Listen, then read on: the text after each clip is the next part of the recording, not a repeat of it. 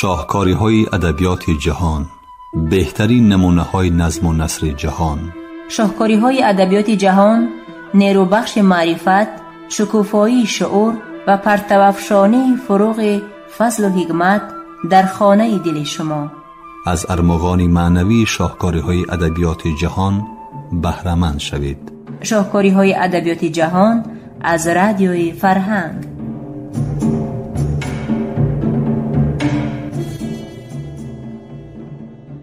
درود به دوستداران برنامه‌های ادبی رادیوی فرهنگ. گفتارمان را از سلسله خوانش بدیعی شاهکاری‌های ادبیات جهان آغاز می‌بخشیم. حالا گفتاری دوم را از روی رمان مارتین ایدن نویسنده آمریکایی جک لندن در قرائت عبدالجلیل امان بشنوید. گفتاری سوم را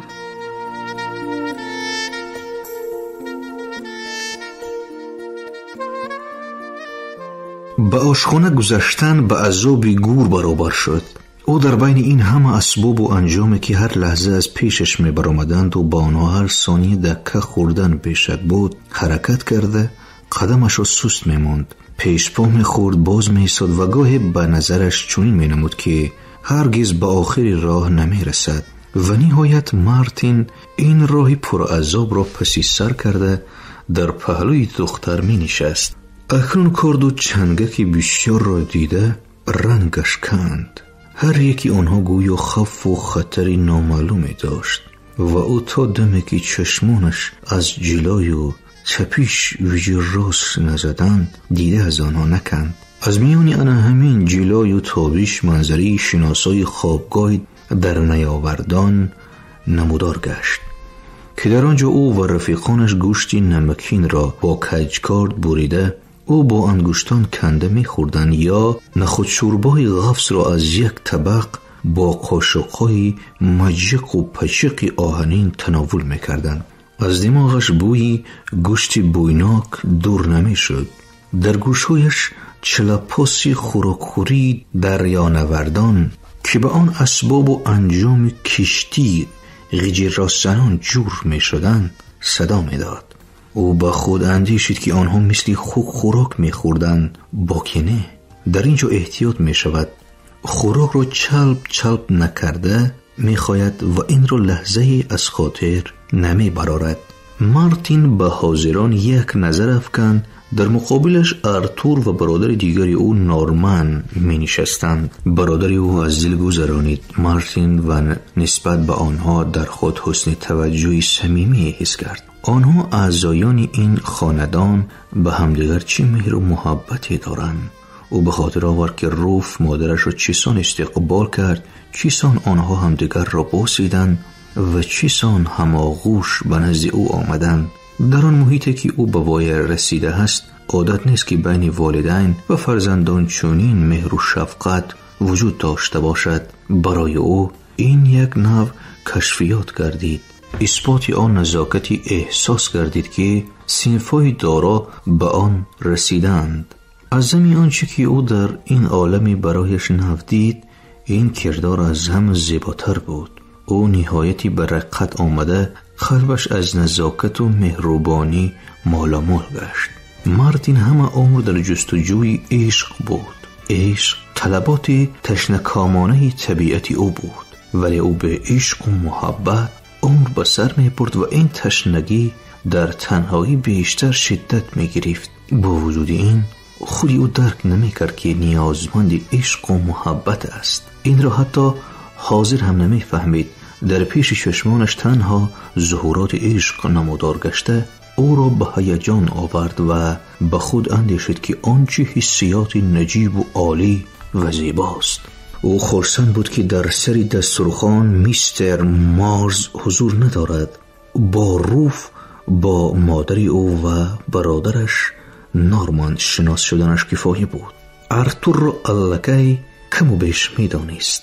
به بالاکاری باز با پدرش شناس شدن برایش گران می افتاد. چون به نظر می رسید که او تا حال هرگز به این اندازه زحمت نکشیده است. در مقابل کاری که الحال در اینجا کردنش راست آمد، دیگر همه وزنین ترین کارها برایش بازی بچگانه بودند و بس. در جبینش قطره‌های میده میده عرق پیدا شدند. کورتاژ از سعی کوششی که حل این قدر وظیفه‌های غیر عادتی طلب می‌کرد شلتتر شده بود. چنون باید خوراک خورد که هرگز پیش از این به این طرز نخورده باشد.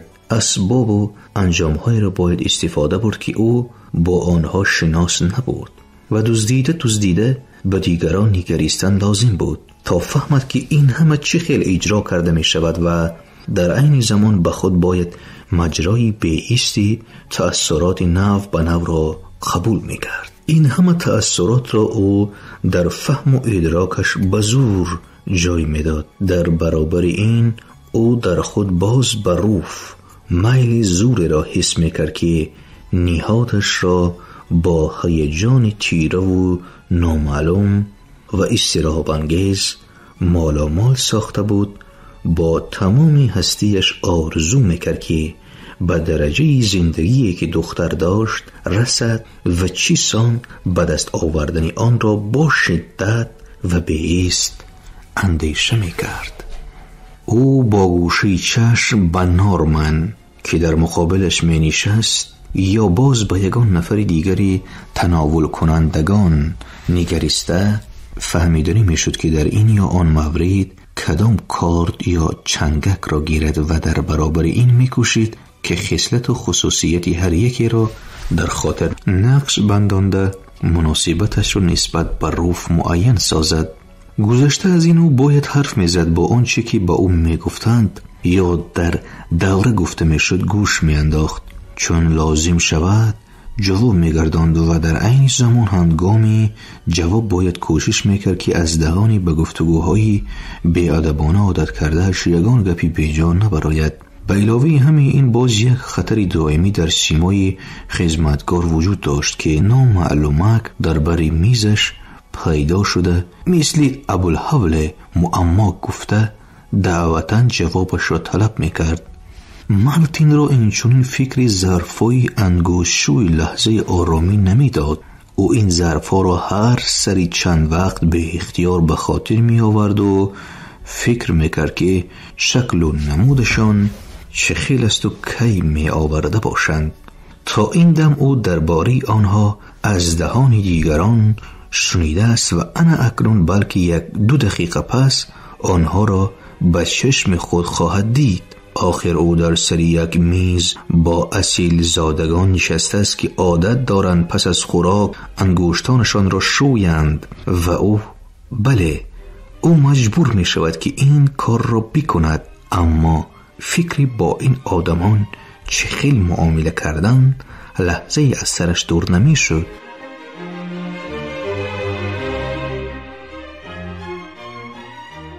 او چه خیلی باید رفتار کند و زور زده این معما را حل کردنی بود. بعضا دلش وسوسه میکرد که خود را همچون آدمی دیگر نشان دهد، ولی خودی همان لحظه به سرش فکری حول انگیزی می آمد که این کار به او دست نمی دهد و در یک لحظه شرمنده و شرمسار می گردد.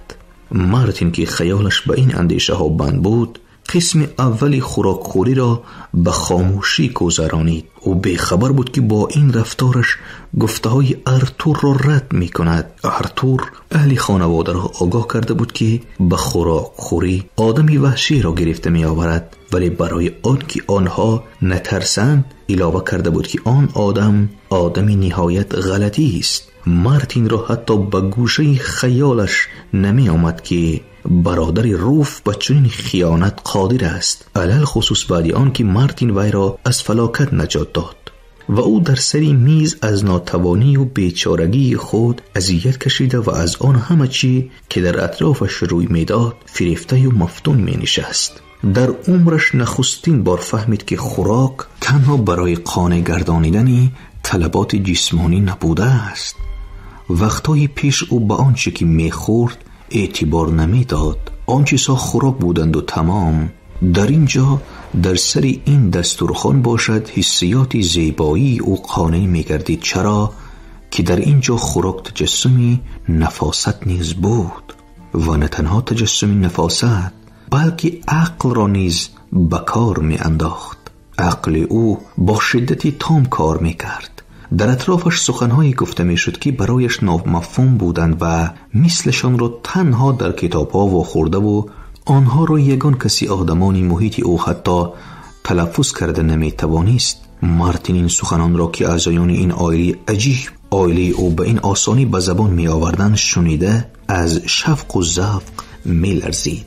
آن همه چیزهای مرغوب و پرجاذبه، آن همه چیزهای عالی و پر تجمل که در بارهشان او در کتابها خوانده بود راست بوده است. او در حالتی سعادتمندی بود، سعادتمندی آدمی که آرزوهایش بناخواست از چهارچوبه آرزو برآمده جامه عمل پوشیدند.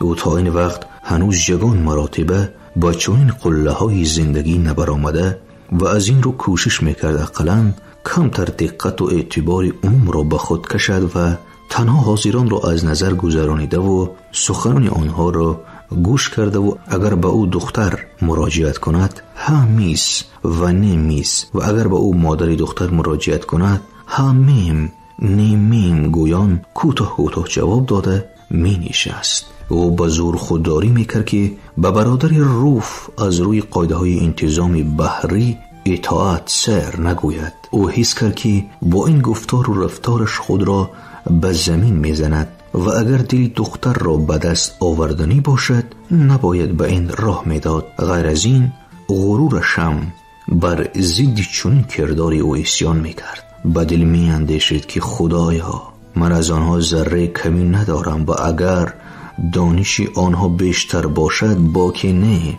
من هم به آنها از بعض بابها سبق داده می توانم. ولی لحظه پس دختر یا مادرش با او میستر ایدن گویان روی آورند او غروری سرکشش را فراموش کرده از شادی به کرته نمی غنجید.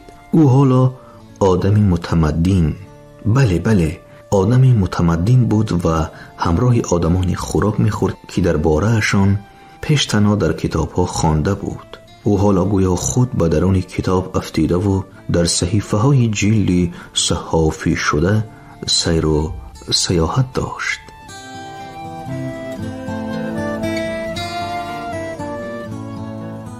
اما مارتین در سر میز از آدمی وحشی آرتور تصویر کرده دیده بیشتر به بررچه قابل مانند شده همان معنی آب میکرد که چه خیل باید رفتار کند. او مطلقا بررچه قابل نبود و اراده مستحکمی او به هیچ وجه به نقش دویم درجه گردن نمی فراورد. او تنها هنگام ضرورت دهن به سخن باز میکرد و سخنش حالتی از مهمان خانه به خانه خوراک خوری گذشتن را به خاطر می آورد. ذخیره کلمه های بسیار زبانی خود را تگرو کرده و از خوف آن که کلمه های ضروری را درست تلفظ کرده نمی تواند و کلمه های دیگری برای شناس برای حاضران این دوره دغل و یا نامفهومند عیناً مثل همان وقت هر لحظه پیش با می خورد توقف می کرد. در این زمان به خوبی می فهمید که محدودی زبان به او ضرر دارد و برای افاده آنچه که حس و اندیشه می کند خلل می رساند. انا همین چیز او را در دوام تمام صحبت اذیت می داد. گذشته از این لجام سخن روح صاحب اختیار او را عیناً همچنانه که گریبان آهر داده شده گردنش را فشار داده به تنگ آورده بود اذیت می داد. او نغز می دانست که مدتی زیاد طاقت کرده نمی تواند.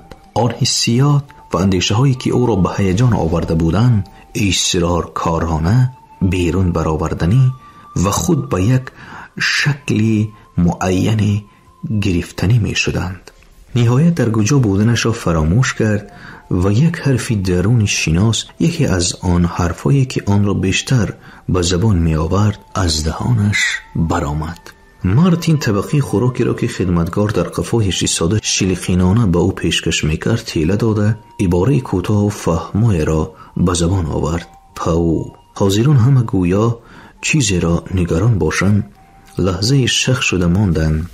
خدمتگار به زور از زهرخنده خودداری کرد خودی مارتین باشد به دهشت افتاده هوش سرش پرید، ولی او زود خود را به دست گرفت. این کلمه کنکی گفت او معنای بس کفایه را دارد. ناخواست از دهانم برآمد. مارتین پی برد که روف با کنجکاوی به دستان او می نگرد و به اختیار لجام صحبت را رها کرده گپش را دوام داد. به همین قریبی من در یک کشتی پاشته که در اقیانوس آرام می گردد شنا کرده آمدم.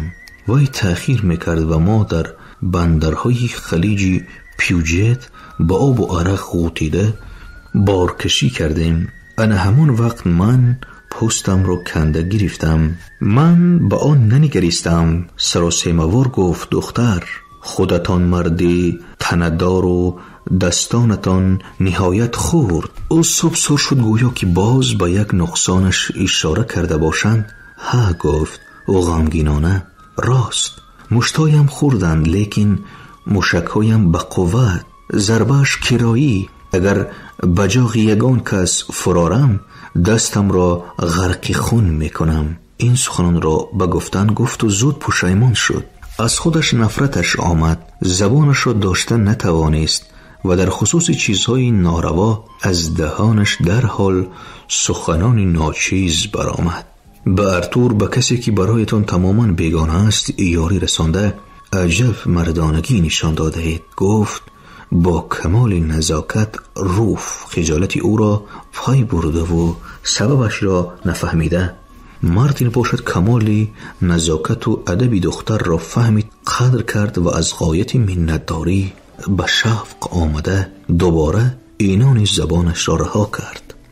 گپی بیهوده گفت و کسی دیگر هم در جای من می بود همین طور رفتار می کرد. این دسته نابکاران بدنشون به خارش در آمده بود است مگر جنجال سر کردند. ارتور به آنها حتی دستم نرساند. آنها با وی در افتادند. من باشم به آنها خلاص که یک ادبشان را دادم. راستی که دستان من اندک آزار یافتند، لیکن بعضی آنها از دندانهاشان محروم شدند. من خیلی خرسندم که همین خیل شد. اگر بینم که او بناخواست در حالتی که از ناچیزی خود متحیر گشته و حتی برای از یک هوا نفس گرفتن با وی سزاوار نبودنش را حس کرد، با دهان باز لب از سخن فرو بست و در آن وقتی که ارتور صحبت را دوام داده مراتبه 20 به نقل ماجرای کشتی، چه خیل با او در افتادن شور پشتانی بدمست و چه خیل با آنها چسب و تلاش کردن و او را نجات دادن مارتین ایدن در آمد، قهرمانان این ماجرا ابرو چین کرده خاموشانه بسر اندیشه داشت که کله‌ورمی خود را نمایش داد و از پیشتر بیشتر اذیت میکشید که در صحبت این طایفه چگونه باید رفتار کرد. او روی راست کاری را میکرد که به آن ضرورت نبود. او از طایفه آنها نبود و به زبان آنها سخنرانی کرده نمیتوانست. به این هیچ جای شک و شبهه نبود. چی به هر یک رفتار و کردار آنها تملق‌کارانه تقلید کند، ولی از این سود حاصل نمی شود و عموما ریاکاری به طبیعتی و بیگانه بود. به نهادش برای فریب، برای ساختکاری جای نبود. هرچی باد او سیمای خود را نگاه خواهد داشت، الحال او مثل آنها سخنرانی کرده نمی تواند. ولی با مرور زمان از عهده‌اش می براید این قراری او قطعی بود. الحال باشد او به دهان آب گرفته نمی نشیند که به زبان خود عباره و افاده ها را یک اندازه سبک کرده حرف می زند تا که سخنانش آنها را محو و مات نکند و فهما باشد.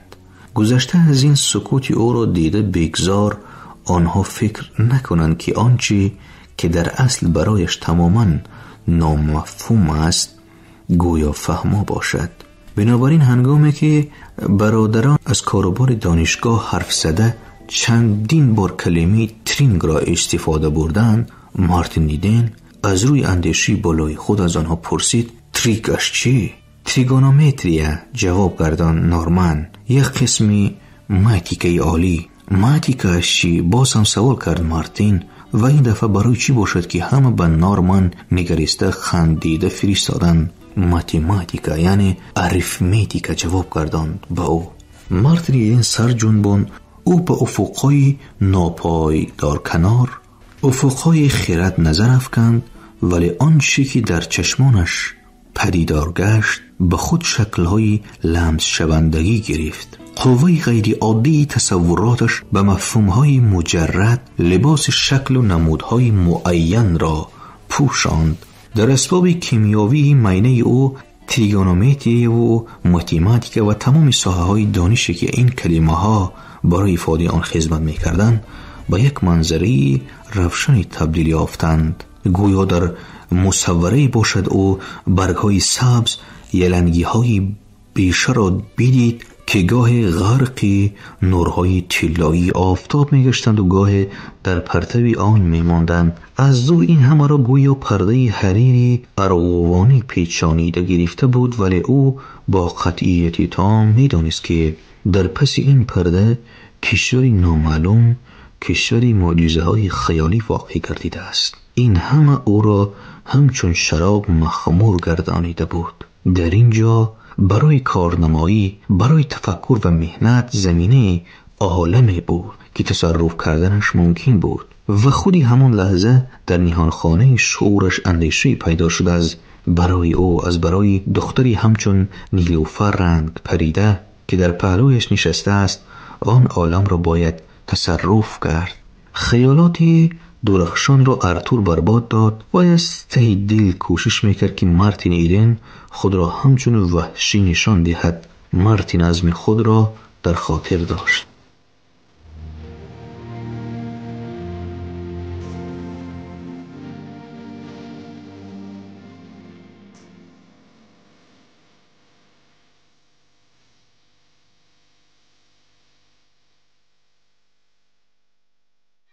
шунавандагони арҷуманд, шумо хониши бадеиро аз рӯи романи мартин идени нависандаи амрикоӣ ҷек лондон дар қироати абдуҷалили амон шунидед. поёни гуфтори сеюм. коргардон Даврон соҳибзода шоду сарбаланд бошед.